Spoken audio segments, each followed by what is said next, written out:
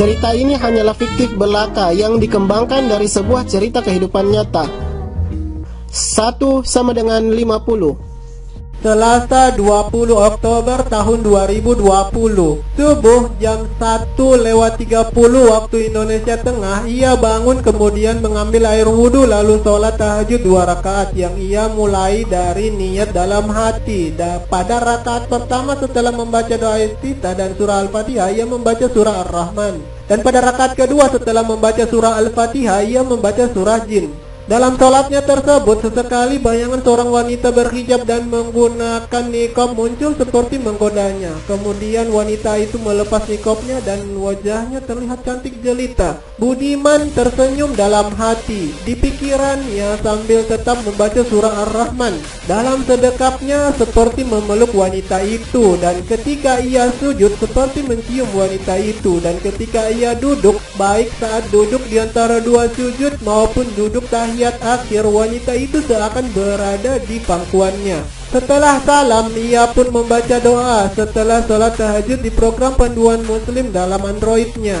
Setelah itu ia sempatkan merenung beberapa menit kemudian berdiri untuk sholat witir 3 rakaat. Pada rakaat pertama setelah ia membaca doa iftitah dan surah Al-Fatihah, ia melanjutkan membaca surah Al-Kafirun. Pada rakaat kedua setelah membaca surah Al-Fatihah kemudian ia membaca surah Al-Lahab. Pada rakaat ketiga setelah membaca surah Al-Fatihah ia membaca 3 surah yaitu Al-Ikhlas, Al-Falaq dan An-Nas dalam 1 rakaat. Dan setelah salam ia membaca doa setelah sholat witir di program panduan muslim dalam Androidnya. Kemudian ia buka YouTube mendengarkan musik relaksasi dan salawat merdu. Tak terasa waktu sudah mau memasuki waktu sholat subuh. Ia berpikir apakah ia sholat subuh dulu baru mandi atau ia mandi dulu baru sholat subuh. Karena soalnya sebentar ia mau pergi fun run 10 km biar segar. Jadinya ia mandi dulu baru sholat subuh, sekalian terapi akuatik air dingin. Ia ambil air di botol dalam kulkas ditambah suhu udara yang juga cukup dingin. Wow, rasanya menyegarkan. Setelah mandi ia sempatkan buat coklat hangat kemudian berpakaian dan pergi sholat subuh. Sepulang sholat dari masjid, ia ganti pakaian gunakan celana training panjang warna hitam dan baju polyester warna kuning serta sepatu running. Kemudian ia pergi berlari kurang lebih 10 km dengan tujuan rekreasi. Teknik berlari yang ia gunakan adalah easy run karena tidak dalam sebuah perlombaan, tetapi ia berlari untuk dirinya sendiri. Dalam berlari menempuh jarak kurang lebih 10 km yang ia targetkan, dirinya tak merasa lelah. Sesampainya di rumah, ia sempatkan meminum air mineral pH 8+, kemudian mengambil handuk dan mandi. Setelah mandi, ia berpakaian gunakan celana jeans dan baju kaos berkerah, lalu ke dapur buat kopi, serta menghidupkan laptop dan mengecek pemberitahuan emailnya, serta ngecek video buatannya di YouTube. Ia meletakkan gelas kopinya di atas meja, lalu melanjutkan kerjaannya mengedit video buat YouTube dan mencatat beberapa hal penting. Dalam waktu berikutnya, ia lihat jam 8:05 waktu Indonesia Tengah. Ia belum sarapan, ia meneguk kopinya sedikit lalu ia ke dapur membuka pintu lemari makanan. Lalu ia mengambil roti tawar dan selai kacang. Roti tawar tersebut ia isi selai kacang lalu ia makan. Setelah itu ia ke meja kerjanya melanjutkan pekerjaannya. Tidak terasa sudah jam 12:01 waktu Indonesia Tengah. Azan zuhur berkumandang. Ia save pekerjaannya kemudian ia melangkahkan kakinya ke masjid dekat rumahnya buat sholat zuhur. Karena kali ini ia tak mau dikatakan sebagai seorang muslim yang mampu berlari 10 km namun tak mampu memenuhi panggilan buat sholat di masjid yang jaraknya kurang dari 1 km. Walau sebenarnya kadangkala ia juga lalai sholat di masjid bahkan di rumah. Karena walau bagaimana ia hanyalah manusia biasa yang tidak lepas dari berbuat salah. Setelah sholat zuhur ia pergi mencari makan siang dan ia pilih makan gado-gado di warung. Setelah makan, ia buka live Facebook, mengecek komputer, dan sempatkan update status, kemudian chat dengan seorang wanita yang ia cintai. Ia sempatkan menulis sebuah hikayat. Tak usah cemburu karena hati telah patah. Kamu penyambung hati patah itu. Karena cuman kamu asa hati. Tak usah cemas dengan yang pergi karena semua akan kembali. Cinta pergi akan kembali, cinta hilang akan ketemu. Jaga hati, jaga diri, apakah cinta? Jaga kata, jaga harta, apakah cinta? Cinta itu energi kehidupan. Cinta bukanlah nafsu. Bangunkan jiwa dalam cinta, tidurkan nafsu akan bercinta. Aku tak niat menyakitimu karena tahu kau bukan darah biasa. Ku rasa kehadiranmu dalam hidupku. Kulihat dirimu dalam tidurku. Membangunkan hati tertidur akan hidup. Selamat datang di kehidupan baru.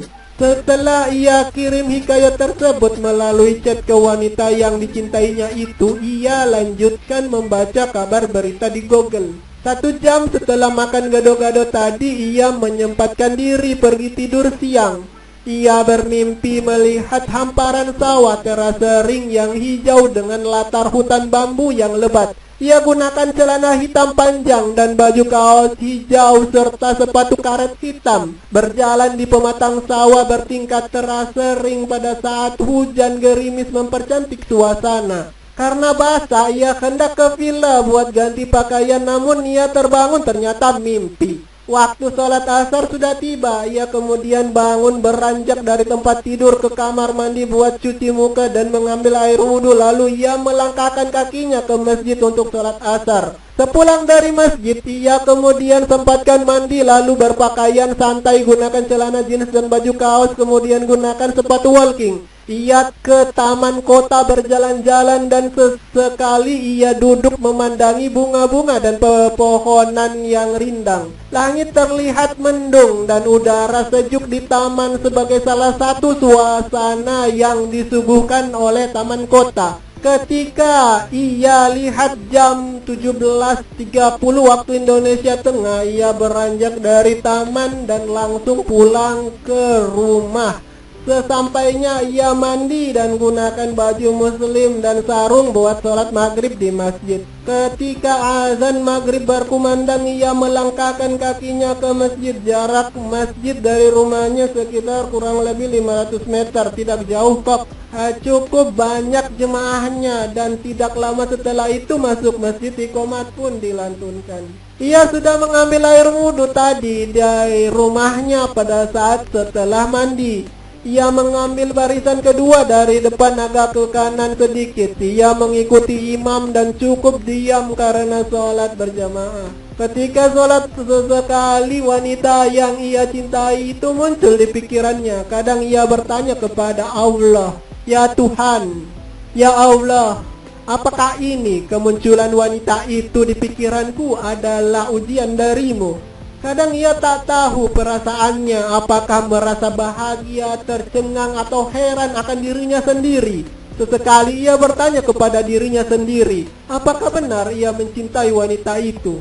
Sehingga ia sering muncul dalam pikirannya ketika ia beribadah kepada Allah. Bayangannya muncul dalam tidurnya sehingga ia sering memimpikannya. Setelah sholat ia sempatkan berdoa kepada Allah. Bismillahirrahmanirrahim. Ya Allah, Engkau Maha Pengampun, Maha Pengasih lagi Maha Penyayang. Ya Allah, maka dari itu ampunilah dosaku, dosa kedua orang tuaku, ibu dan bapakku, dosa saudara-saudaraku, dosa keluargaku, sahabat dan temanku.